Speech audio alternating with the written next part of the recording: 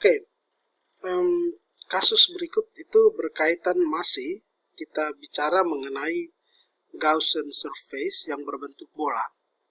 Kasus berikut berkaitan dengan bola berongga yang bermuatan. Jadi bedanya dengan bola pecal, kalau bola berongga itu, jadi saya gambarkan saja. Anggap saja ini bola ya. Bola berongga itu muatannya tersebar di permukaan. Seperti ini.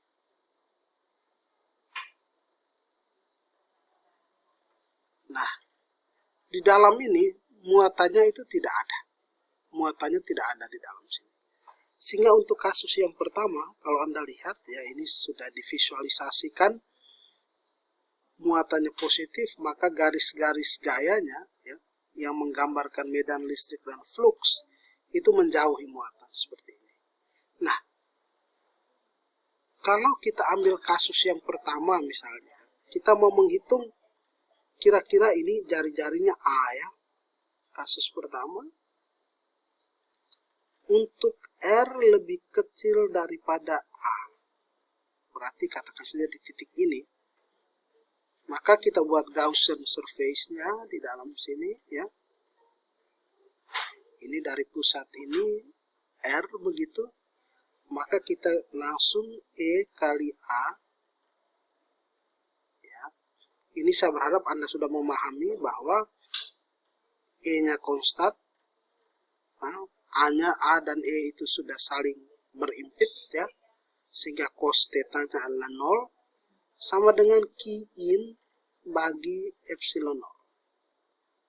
Maka E dikali 4pi R kuadrat sama dengan Q in-nya berapa? Q yang dilingkupi ini. Q yang dilingkupi ini tidak ada ya, sehingga 0 bagi epsilon 0.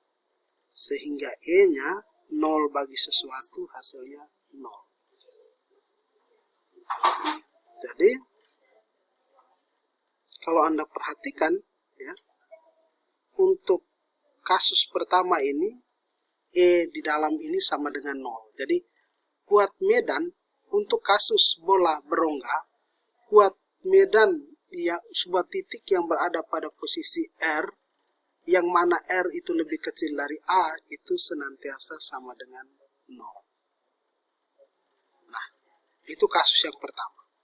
Kasus yang kedua, di sini posisi titiknya di sini, di luar sini.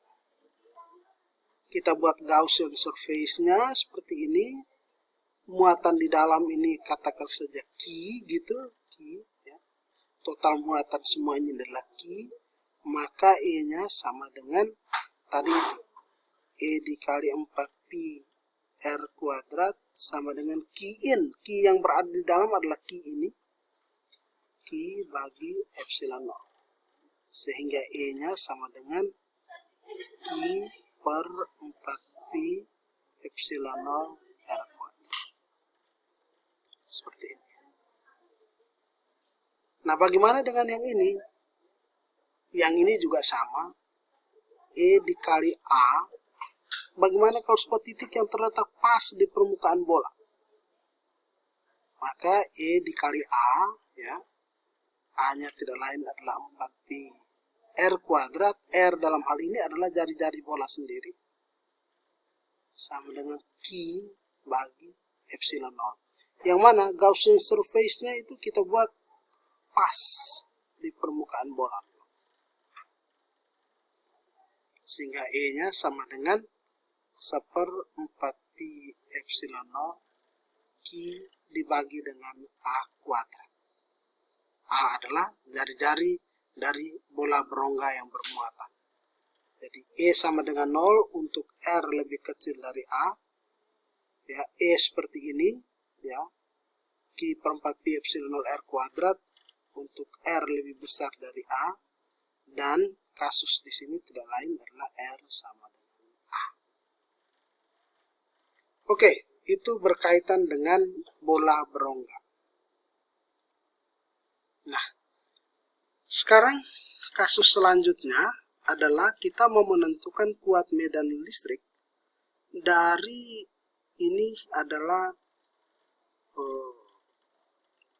kawat berbentuk silinder yang panjangnya tak terhingga, ya, bermuatan, dan muatannya plus, dan ini adalah lempeng berbentuk muatan, lempeng bermuatan. Jadi Anda bisa lihat di gambar. Nah, bedanya dengan di kasus sebelum-sebelumnya, kalau yang di kasus sebelumnya ini kita menggunakan Gaussian surface berupa bola. Tapi untuk seperti ini, kalau Anda pakai bola, itu coba Anda bayangkan kalau Anda pakai bola. Coba Anda bayangkan kalau Gaussian surface-nya pakai bola. Nah, di sini Gaussian surface-nya yang kita pilih itu tidak berbentuk bola, tetapi berbentuk silinder. Coba Anda pikirkan kenapa. Kenapa tidak bola saja? Atau kenapa tidak persegi panjang saja? Atau tidak persegi pas saja? Harus silinder. Oke. Kalau kita perhatikan, ya, untuk kasus yang pertama dulu. Kalau Anda perhatikan secara baik, maka di sini ini kita membuat Gaussian surface-nya berupa silinder. Yang perlu Anda perhatikan adalah arah dari E-nya. Ini arah dari E-nya ini adalah ke sini. Menembus. Arah E-nya.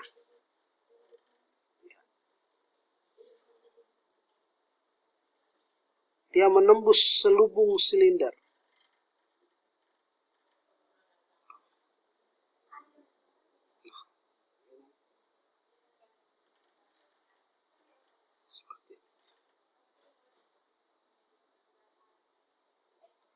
Tidak ada arah E yang begini.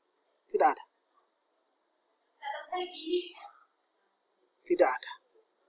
Dia menembus selubung silinder. Nah, sebenarnya kalau silinder ini kita bisa bagi ke dalam 3 bagian. Yaitu yang dasarnya ini, yang bagian ini. Saya beri warna yang berbeda. Yang bagian ini. Oh, sorry, kurang jelas kalau warna itu.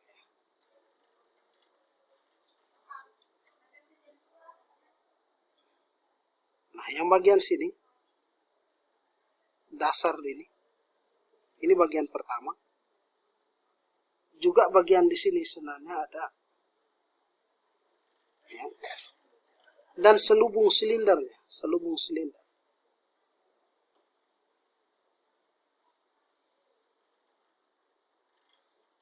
Kalau Anda perhatikan, ya, arah dari arah E itu menembus selubung silinder. Tidak ada yang menembus alas atau menembus tutup atas. Atau misalnya saya gambar begini, maka arah dari kuat medan, arah E, ya, dari batang itu kan seperti ini. Menjauhnya. Tidak ada arah E yang ke sana. Tidak ada arah E yang begini. Sehingga ini kalau saya tutupi dengan silinder,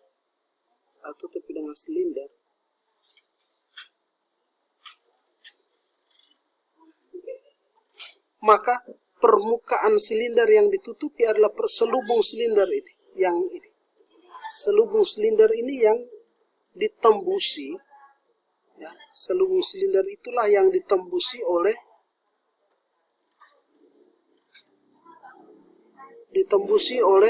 E. Ini yang ditembusi. Memang ada permukaan lain, ya. Dalam hal ini adalah permukaan ini dan permukaan ini. Tetapi tidak ditembusi oleh E. Sehingga saya menggunakan istilah ditembusi, artinya ditembusi secara tegak lurus. Atau arah E, ya, arah E dan arah A-nya itu berimpit. Sehingga di sini sebenarnya kalau kita lihat fluxnya itu ada 3 permukaan, tetapi hanya satu permukaan yang ditembusi. Yang ini tidak ditembusi, yang ini tidak ditembusi. Yang ditembusi adalah ini, selubungnya. Oke. Sekarang kembali ke sini. Tugas kita adalah menghitung luas selubung. Jadi kalau ini misalnya ini adalah flux 1, ini adalah flux 2, dan ini adalah flux 3.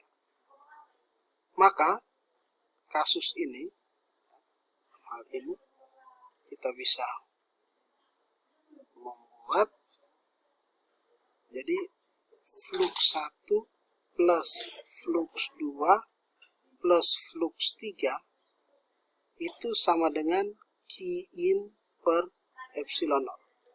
Flux 1-nya 0 karena tidak ditembusi. Flux 3 juga 0 karena tidak ditembusi. Tinggal flux 2. Flux 2 ini adalah E dikali A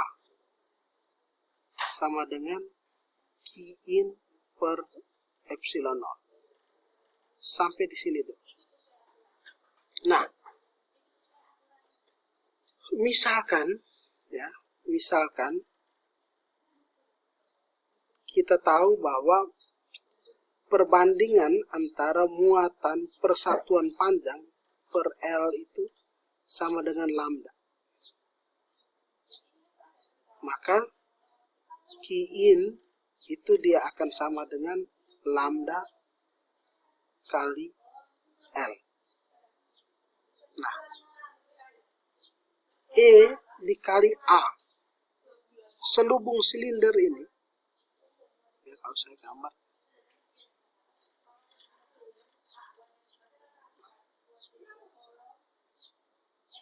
berapa luas permukaan selubung silinder?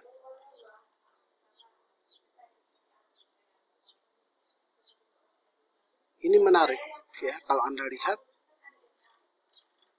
selubung silinder itu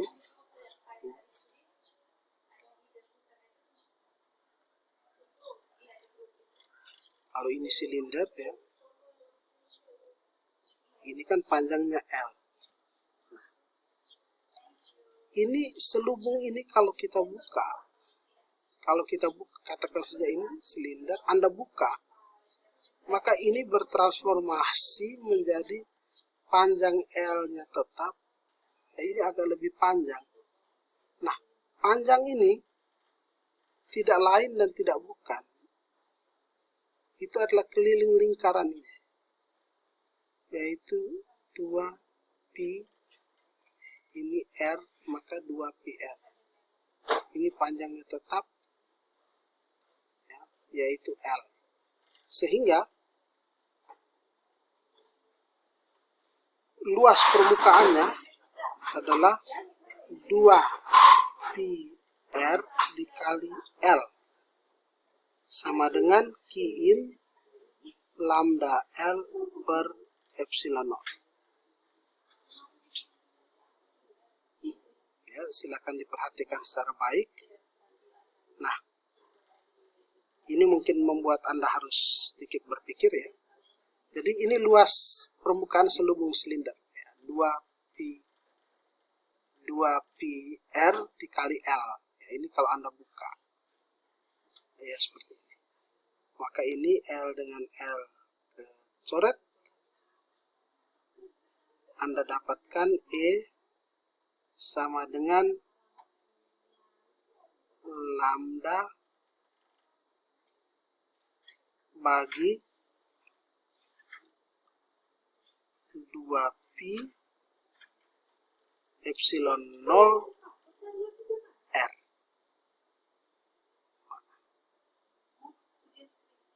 Atau sama dengan, kalau Anda mau sedikit bermain-main dengan angka, ini saya kalikan 2 di atas, ini saya kali 2 kali 2 di bawah menjadi 4pi epsilon 0, begitu ya.